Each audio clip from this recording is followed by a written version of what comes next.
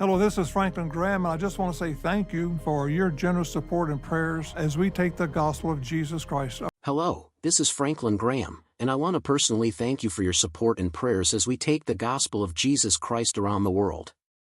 But behind the public image of devotion, there's a storm brewing.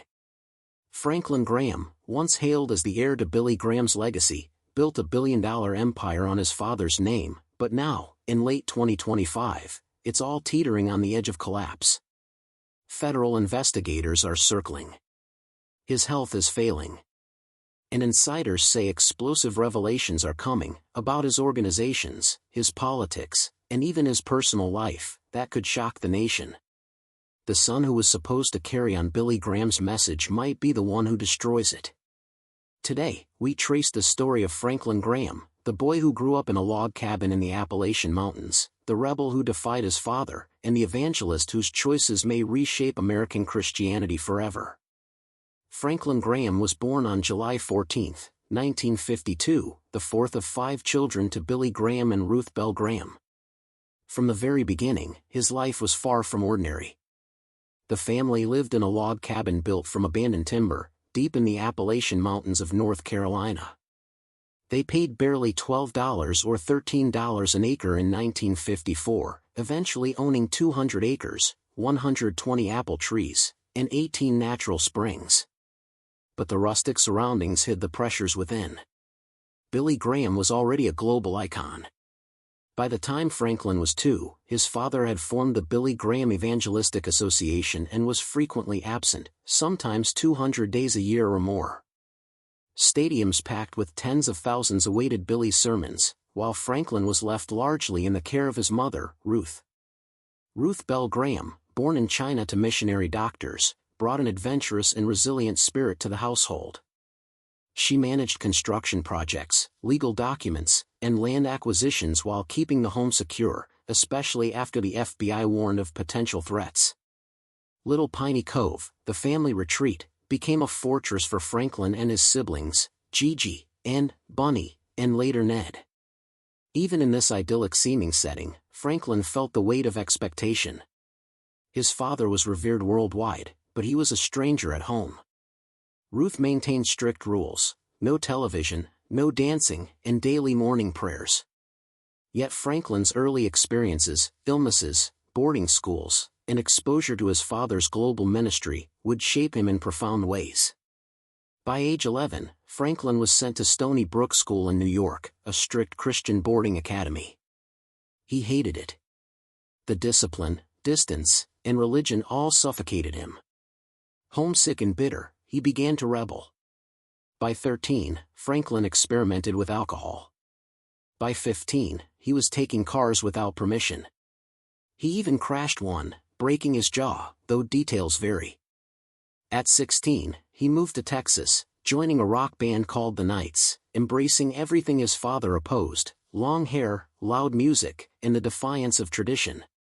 At 17, he left the country entirely, traveling to Israel and across Europe. Hitchhiking, sleeping in hostels, and taking odd jobs, Franklin discovered the world beyond North Carolina, beyond stadium crusades, and beyond the Bible. But the experience didn't drive him further from faith, it slowly drew him back. In 1969, Ruth had a heart-to-heart with him, sharing stories of Billy's doubts and early failures. For the first time, Franklin felt a personal connection to faith rather than obligation. By 1970, he enrolled at Leo College in Texas and earned his pilot's license, though he continued to rebel, skipping classes, partying, and ignoring responsibilities. The final breaking point came in 1972 when a flying trip with a friend ended in an overnight stay due to weather, leading to his expulsion.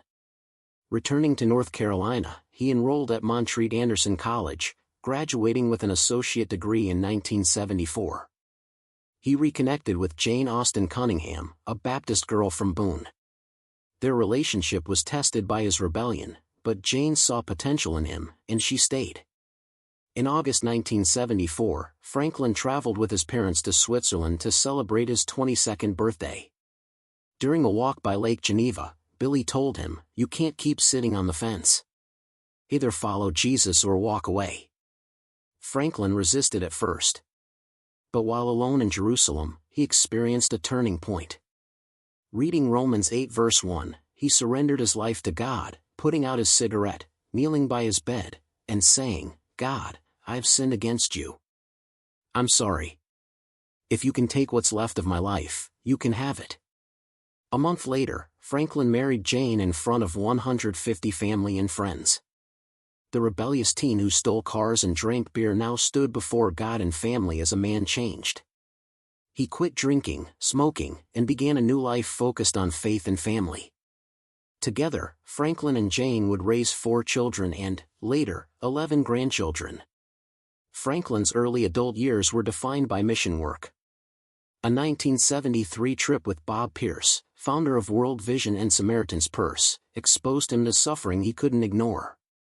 By 25, Franklin was driving straight into famine zones in Bangladesh, personally delivering aid and witnessing children fighting over single grains of rice. Back home, Franklin transformed Samaritan's Purse. From his basement office, he called hundreds of churches, raising $250,000, even though the previous year's budget was only $50,000. In Lebanon, bullets and mortar fire didn't stop him from rescuing orphans. He discovered corruption within Samaritan's Purse, $1.2 million missing, lavish spending by executives, and misuse of donor funds. Franklin confronted the board, and with Billy Graham's support, he took charge. Mortgaging his own house, he kept the organization alive and thriving. By 1980, he smuggled Christmas gifts into communist Poland, navigating border guards and martial law. Volunteers sorted toys by candlelight, some facing arrest. By 1983, Operation Christmas Child reached 200,000 children across 7 countries. Franklin's approach was hands-on, direct, and often risky. He blended humanitarian work with evangelism, believing aid and faith were inseparable. By 1985, Franklin had become vice president of his father's organization. His first solo preaching tour in Western Australia drew 250,000 people. His style was sharp, aggressive, and effective. Young people responded in droves. He made bold political statements, criticizing Reagan's policies, and aligned Samaritan's Purse with his moral convictions. In 1989, he took over BGEA's media, producing The Choice, a high-budget documentary about his father that reached 20 million viewers. Donations surged 30%. When Billy Graham fell ill in 1992, Franklin led a 300,000-person rally in Columbus, Ohio, braving storms and lightning. It cemented his position as the rightful heir to the Graham legacy. But his rise wasn't without controversy.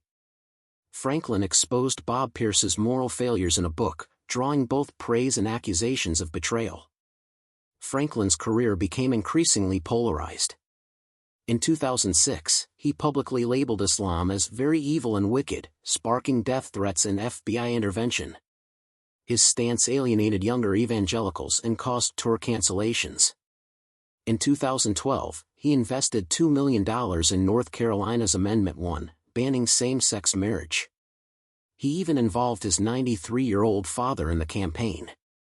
Though the amendment passed, federal courts overturned it 2 years later. Franklin's aggressive tactics had lasting effects, pushing moderates away and creating generational divides. Natural disasters further fueled criticism. After the Haiti earthquake in 2010, Samaritan's Purse faced lawsuits over collapsing tarps that killed 12 people. Franklin defended the organization in court, attributing the deaths to acts of God. Politically, he became a vocal supporter of Donald Trump, praying at his inauguration and defending controversial policies. His stances caused a $35 million drop in donations between 2016 and 2017. Following the Parkland shooting in 2018, he blamed the devil rather than guns, angering youth activists and leading to resignations and boycotts. In Ukraine, he delivered aid but praised Putin's anti-LGBT policies, further alienating European evangelicals. Despite controversies, Franklin's humanitarian work remained significant. Samaritan's Purse built a fleet of cargo planes, delivering millions of pounds of aid to crises worldwide, from West Africa's Ebola epidemic to Turkey and Syria's 2023 earthquake. During the COVID-19 pandemic, Franklin established a 68-bed field hospital in Central Park, New York, providing ICU care and medical support while promoting vaccinations and dispelling conspiracy theories. In Ukraine, he oversaw massive aid operations, treating thousands and delivering essential supplies. His organization's scope and reach became unmatched, blending faith-based service with global logistics. In October 2025, Franklin made a shocking move. He withdrew Samaritan's Purse and BGEA from the Evangelical Council for Financial Accountability. This organization, co-founded by his father, ensured oversight and transparency. Franklin rejected their rules, calling them moral policing. With $1.4 billion in assets and $224 million flowing annually, the move rocked evangelical circles. Around the same time, he sent aid to Gaza, defying UN concerns, and continued aggressive political involvement, endorsing Trump's re-election with $5 million in campaign ads. Federal and IRS scrutiny increased, questioning potential misuse of nonprofit structures. Franklin's health, already compromised by previous heart and knee surgeries, slowed him down, leaving his son Will Graham to take on more responsibilities. Franklin and Jane Austen Cunningham's marriage, begun in 1974, weathered many storms. Raising 4 children while managing global crises required creativity, nannies, nurseries and offices, and taking kids on missions. Despite hardships, they celebrated over 42 years of marriage, fostering a strong family presence behind the public persona. Franklin's grandchildren are now witnessing the family legacy firsthand, with Will Graham stepping up as the next generation's leader. Yet Franklin's choices, controversial politics, financial restructuring, and public confrontations, cast long shadows over the Graham name. Franklin Graham's story is one of contrasts: devotion and rebellion, faith and controversy, humanitarian triumphs and public criticism. From a rebellious Appalachian boy to the leader of global humanitarian operations, his life has been extraordinary. Yet, in 2025, Franklin Graham's empire faces unprecedented scrutiny. His bold moves, political alliances, and rejection of long-standing oversight threaten to redefine the Graham legacy. Is he the savior of Billy Graham's vision, or the one who could unravel it? One thing is clear: Franklin Graham remains a figure who shapes, challenges, and divides evangelical America. His story is far from over, and the coming years may reveal truths that could shock even those closest to him. By late 2025, Franklin's health was becoming an increasingly public concern. At 73, he was recovering from knee surgery, had previously undergone a heart procedure at the Mayo Clinic in 2021, and was reportedly battling fatigue and recurring infections. Sources close to him suggest that the pressures of managing both Samaritan's Purse and BGEA, combined with the political and media storms, were taking a toll physically and mentally. Even as his body struggled, Franklin refused to step back completely. He delegated more responsibilities to his son, Will Graham, while still maintaining a tight grip on strategic decisions. Observers say this duality, delegating operational tasks while keeping control of the vision, created tension within the organizations, with some senior staff feeling sidelined. Family insiders report that Franklin's declining health has caused private anxiety about succession. Will Graham, who has long been groomed to lead, now faces a challenge balancing his father's influence with his own leadership style. Meanwhile, Franklin's wife Jane reportedly focuses on maintaining stability at home and ensuring the children and grandchildren remain grounded in faith amidst the chaos. The combination of health struggles, mounting legal scrutiny, and internal tension raises a question many are asking: can Franklin Graham continue to sustain his empire, or is the weight finally too much, even for the man who has weathered decades of crisis? Franklin's October 2025 withdrawal from the Evangelical Council for Financial Accountability, ECFA, sparked immediate concern in evangelical circles. ECFA, which Billy Graham co-founded in 1979, provided financial transparency and ethical oversight for Christian organizations. By rejecting the council's oversight, Franklin signaled a shift toward absolute autonomy. The move raised red flags for federal regulators and donors alike. Samaritan's Purse alone holds $1.4 billion in assets, while BGEA moves $224 million annually. Critics argue that without independent oversight, questions about spending, political activity, and organizational governance become inevitable. Despite criticism, Franklin publicly defended the move, calling the ECFA's rules moral policing and emphasizing the need for flexibility to meet urgent global crises. Still, many evangelical leaders privately expressed concern, noting that this could erode trust among donors, volunteers, and international partners. Internal sources suggest some board members feared that Franklin's unilateral control might alienate younger staff or spark resignations, while older staff struggled with his increasingly aggressive leadership style. The ECFA exit is not just a procedural change, it represents a philosophical shift that may redefine how faith-based organizations operate in the modern era. Even as controversy mounted at home, Franklin continued aggressive humanitarian work abroad. In late 2025, Samaritan's Purse sent its first 767 cargo aircraft into Gaza, delivering 290,000 vitamin-fortified food packets, 12,000 solar lights, and blankets. Since the beginning of the Hamas conflict, over 223 tons of aid had been delivered, alongside more than 1 million individual food rations. UN officials raised concerns about the organization's evangelistic methods, warning that faith-based messaging could complicate humanitarian neutrality. Franklin dismissed these warnings, calling Gaza one of the most challenging and vital places in the world to work, insisting that spiritual care was inseparable from physical aid. Elsewhere, Franklin oversaw ongoing aid operations in Ukraine, Syria, and Africa, demonstrating an unparalleled commitment to logistics, risk management, and rapid deployment. He personally traveled to conflict zones, wearing body armor, meeting military leaders, and engaging with local populations to assess needs firsthand. Critics argue that his hands-on approach, while heroic, borders on reckless, exposing staff and volunteers to danger while raising ethical questions about mixing faith and relief work. Supporters contend that this boldness is exactly what allows Samaritan's Purse to reach areas others cannot.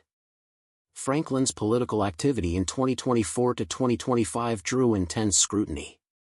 After initially withholding endorsements in early primary races, he publicly backed Donald Trump's re-election, investing $5 million in campaign advertising. His rhetoric, increasingly stark, described political opponents as demonic, heightening divisions within evangelical communities. IRS investigators reportedly began reviewing whether his tax-exempt organizations had improperly crossed legal lines by funding political campaigns. While BGEA had already restructured to minimize public reporting of donations, questions about the legality of certain contributions and expenditures remain unresolved. Franklin's political stances created tension not only with regulators but within his own constituency. Younger evangelicals, already alienated by his earlier positions on social issues, viewed his unwavering support of Trump as morally and ethically troubling. Older supporters, however, praised his bold defense of conservative values. Amid mounting scrutiny, Franklin has increasingly delegated responsibilities to his son, Will Graham. Born January 30, 1975, Will has preached across 6 continents, reaching over 1 million people. Educated with a divinity degree in 2001, he has been groomed for leadership for decades. Family and organizational sources describe a delicate balance. Will must respect his father's influence while establishing his own authority. Observers note subtle differences in style. Will is more measured, less confrontational, and focused on building bridges rather than stoking controversy. Franklin, meanwhile, continues to oversee high-level operations and strategy. Some insiders warn that this dual leadership structure could lead to tension, particularly as Franklin's health declines and pressure from regulators and donors increases. Franklin Graham's legacy is complicated. On one hand, he has transformed Samaritan's Purse into one of the world's most efficient and far-reaching Christian humanitarian organizations. Millions have received aid in war zones, disaster-stricken areas, and regions plagued by famine and disease. On the other hand, his political and social stances, especially on LGBTQ rights, immigration, Islam, and conservative American politics, have made him one of the most polarizing figures in evangelicalism. High-profile controversies, lawsuits, and public criticism have created cracks in the Graham family legacy. Even the humanitarian achievements are now scrutinized. Critics question whether his approach prioritizes faith messaging over purely neutral relief work. Supporters counter that his boldness allows aid to reach places other organizations avoid. The debate continues, with Franklin's name now synonymous with both monumental charity and persistent controversy. With age and health concerns pressing, Franklin has begun planning for a future without him at the helm. The Graham family compound in Montreat has become the strategic center for this transition. Will Graham is poised to take on larger roles, while Franklin remains involved in key decisions. Sources indicate Franklin is concerned about the preservation of his father's legacy and the sustainability of his organizations. The withdrawal from ECFA and restructuring of BGEA reflect a desire to consolidate power and protect the mission, even amid growing external scrutiny. Family members are reportedly divided, some supporting Franklin's decisions, others worried about the long-term impact on the Graham name. The coming years will be critical in defining whether the empire built on Billy Graham's reputation will continue, evolve, or fracture. In October 2026, Franklin Graham's plans for a massive festival in Manchester, UK, ignited controversy before a single ticket was sold. Booked at the country's largest arena, the festival was promoted as a healing and unity event, but critics argued it was politically charged. His October 2025 withdrawal from the ECFA had already set a precedent for unilateral decisions, and now Franklin's UK team faced protests, petitions, and venue warnings. One advocacy group gathered over 21,000 signatures demanding cancellation, calling the festival anti-immigrant and divisive. Franklin, however, refused to back down. He framed the event strictly in religious terms, claiming it was about prayer and faith, not politics. Around 5,000 attendees participated, a modest but committed audience. Organizers noted heightened security, with private teams monitoring protests and safeguarding volunteers. The festival's controversy highlighted a growing divide. Supporters praised Franklin for bold spiritual leadership, while critics argued his methods alienated moderates and younger evangelicals. The tension underscored a larger question: had Franklin's leadership become more about control than collaboration? Following Franklin's aggressive political involvement, including the $5 million campaign ad spend for Trump's re-election, federal authorities increased scrutiny of both BGEA and Samaritan's Purse. Investigators began probing whether any nonprofit funds had been improperly used for political activity, which could threaten the organization's tax-exempt status. Sources inside BGEA revealed that Franklin had already anticipated such scrutiny. By restructuring the organization as an association of churches, he minimized mandatory public reporting of 990 forms. Yet, IRS officials reportedly remained concerned about international operations and political spending, especially in light of Franklin's high-profile endorsements. Internal tensions grew as board members debated risk management. Some advocated for greater transparency to protect the organization, others deferred entirely to Franklin's judgment. Insiders describe a culture of loyalty mixed with fear, where employees were torn between admiration for Franklin's global achievements and worry over mounting legal exposure. As Franklin's health continued to decline, family dynamics became increasingly complex. Will Graham, long groomed as his father's successor, now found himself balancing operational authority with loyalty to Franklin. The younger Graham, known for a measured and bridge-building leadership style, sometimes clashed with his father's more confrontational approach. Franklin's wife, Jane, remained a stabilizing force, keeping the family grounded and maintaining domestic routines while Franklin focused on crises and global operations. Sources suggest that some of Franklin's other children and extended family began questioning the pace and direction of his decisions, particularly the ECFA withdrawal and political maneuvers. Private conversations hint at concerns about the future of the Graham name. Will Franklin's empire survive intact? Will it fracture under pressure? Family insiders say these questions have become central to daily discussions behind closed doors. Despite criticism at home, Franklin's organizations continued global humanitarian work. By early 2026, Samaritan's Purse had expanded operations in conflict zones, including Gaza, Ukraine, and parts of Africa. Using a fleet of 24 aircraft, the organization could deliver aid to disaster areas within hours, a logistical achievement few other NGOs could match. In Gaza alone, over 300,000 vitamin-fortified food packets and 15,000 blankets were delivered. Franklin personally oversaw airlifts, ensuring that aid reached civilians in high-risk zones.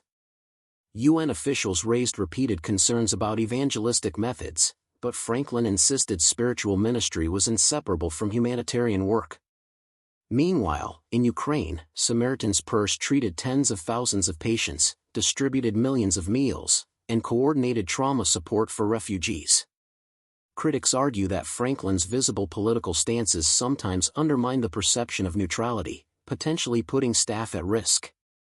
Supporters counter that his bold, hands-on approach allows aid to reach regions inaccessible to traditional organizations. Franklin's unwavering support of conservative politics, combined with aggressive rhetoric, deepened divisions within American evangelicalism. Younger generations increasingly question his alignment with Trump-era policies, while older evangelicals praised his steadfastness on pro-life and religious freedom issues. Between 2016 and 2026, donations from moderate supporters reportedly declined by tens of millions of dollars. Several prominent evangelical leaders distanced themselves quietly, signaling a growing generational divide. Franklin, however, continued framing political involvement as a moral imperative, arguing that faith and civic responsibility are inseparable. Internationally, Franklin's praise of leaders like Putin's domestic policies, even amid global conflicts, created confusion among donors and volunteers. European evangelical groups began reassessing partnerships with Samaritan's Purse, highlighting the fine line Franklin walked between humanitarian leadership and controversial political alignment. In 2026, Franklin's decisions increasingly focused on securing control over his father's legacy. The withdrawal from ECFA, restructuring of BGEA, and centralized decision-making reflected a desire to maintain authority over operations, messaging, and succession planning. Will Graham's role was expanding, but Franklin still maintained veto power over major decisions. Sources suggest this dual leadership model, while stabilizing day-to-day operations, created tension between long-term sustainability and immediate control. Family insiders hint that Franklin is acutely aware of his mortality and the fragility of the empire he's built. Every major operational, financial, and political decision seems influenced by a desire to preserve the Graham legacy on his terms, even if it risks alienating allies and younger evangelicals. Sources close to Franklin Graham hint that 2026 could bring revelations that shock both the evangelical world and the broader public. Questions surrounding organizational finances, political expenditures, and global operations have attracted increasing media and governmental attention. Some insiders suggest that upcoming disclosures could touch on areas previously shielded from public scrutiny, including leadership accountability, donor relations, and internal governance at Samaritan's Purse and BGEA. Franklin's critics argue that the withdrawal from ECFA was a step toward minimizing external oversight, potentially setting the stage for scrutiny that may be unavoidable. Despite this, Franklin's supporters see him as a visionary unafraid to challenge convention, someone willing to take bold risks to fulfill a mission that transcends personal comfort or public perception. The tension between admiration and controversy continues to define his narrative, keeping millions watching closely. By mid-2026, Franklin Graham faced unprecedented media scrutiny. News outlets, both secular and religious, began investigating the financial and political practices of Samaritan's Purse and BGEA. Headlines questioned whether his organizations were prioritizing political agendas over humanitarian missions, while pundits debated the ethical implications of his hands-on approach in conflict zones. Social media amplified every misstep. Viral clips of Franklin making controversial statements or engaging in political endorsements circulated widely, provoking sharp criticism from younger evangelicals. Online petitions and hashtag campaigns called for accountability, putting added pressure on board members, volunteers, and staff. Inside the Graham family compound, sources report that Franklin's attention to media crises was almost obsessive. He monitored news coverage, responded to critical articles personally,